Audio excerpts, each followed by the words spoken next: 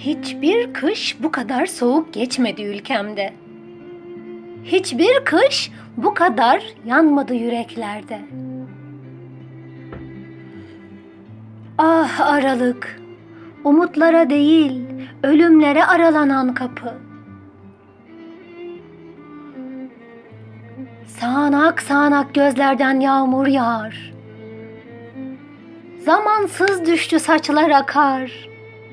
Ve karla karışık içimize korlar yağar.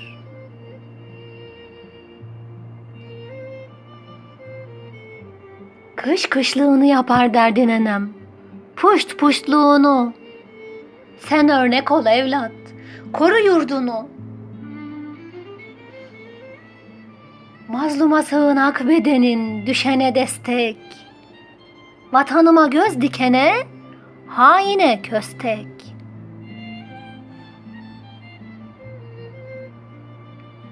Kış yolları kapadı, fırtınalar savurdu. Yürekler harelendi, ateş sardı yurdumu. Tomurcuğu görmedi, üzerine yağdı kar. Toprağa düşen canlar, hanelerde oldu har.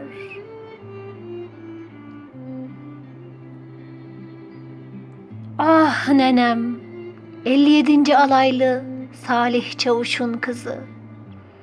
Gör bak şimdi ülkeme ne yazılar yazıldı.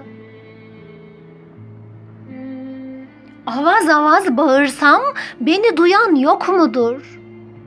Ya Rab, yurduma bu keder reva mıdır, hak mıdır? Ben bir Türk kızıyım, zalime boyun eğmem. Sonra rahat uyur mu Çanakkale'de dedem? Ecdadımdan değil mi bu vatan miras bize? Al sancağın altında birleşip iman ile.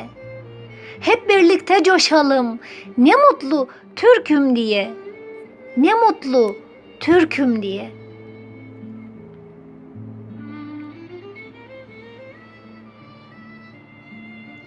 Şiir ve yorum Hatice Türkmen, Yurtseven.